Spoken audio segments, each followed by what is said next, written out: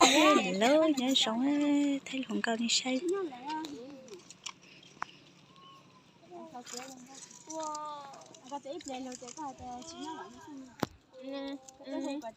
Quá, không phải hai cái với cành nữa hả? Với cành nữa. Bé mở này nó thấy kìa. Đánh này chặt cũng mà. Quay hồng cao như say á. Chị con lấy. Đấy. Đã thôi, đã hết những cái đã thôi cho tiếng lên để tôi lấy vào. Đã có thì là có một cái.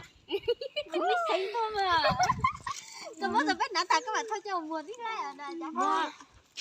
Ê, ít là ta đã không mò nè. Đấy như tôi Không biết mò xin à. ít tiền lắm nè. Cô ít tên là uống gì? Tôi trừ.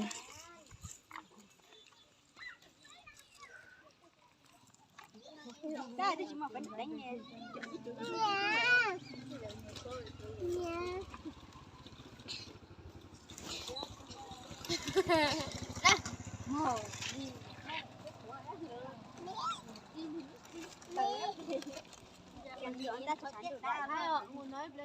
Có tới tổ quay có quá chị nè. Quay video là. Nó mới chờ YouTube lấy. Cha xuống cơ ơi chỉ có chi cho sở YouTube. Mà cho ít thôi rồi xe. Đi là để của mẹ. Tụi nó không máy lâu. Cái nó lạnh ra. Sao phải chạy cái sao vậy bây giờ đang tuổi gì? Cái này từ chè. Cái này Nó mà lê à. Ồ, trong túi này chê rồi cuối không chết tua. Ít đu ít lẻ bé té nha chuẩn bị. Tầm khoảng 5 giờ với múa rồi. Dạ bố, cái chị cho xét tờ về bên hộp ở bên chợ đêm cũng mà đăng ký bé. Đừng đăng ký tờ dự cường hết cái nhau. Đi rồi bây giờ. 700.000 một bài.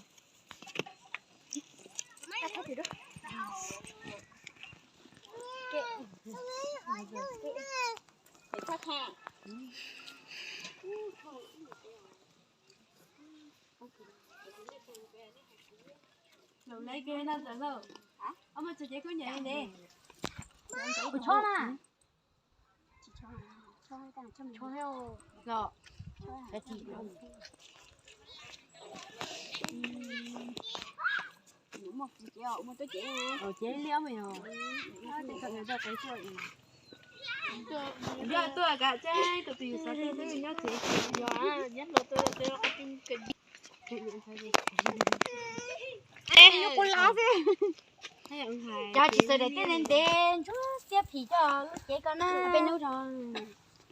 Mong cách nào à? Anh sao nó rung khơi rung nát đỡ rồi cho chị đi nó này không?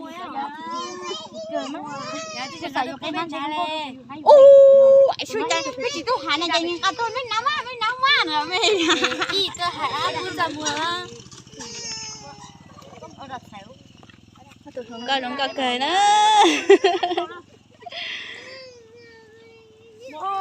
Yo quay video cho YouTube cho chị có nó có là chị chế tụi bố mẹ cả cho phụ ấy.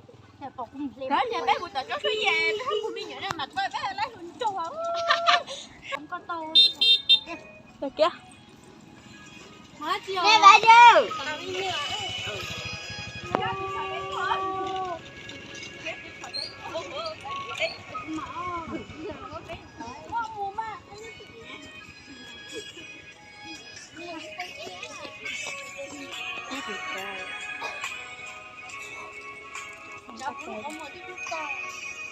Đã bị nhận sai luôn.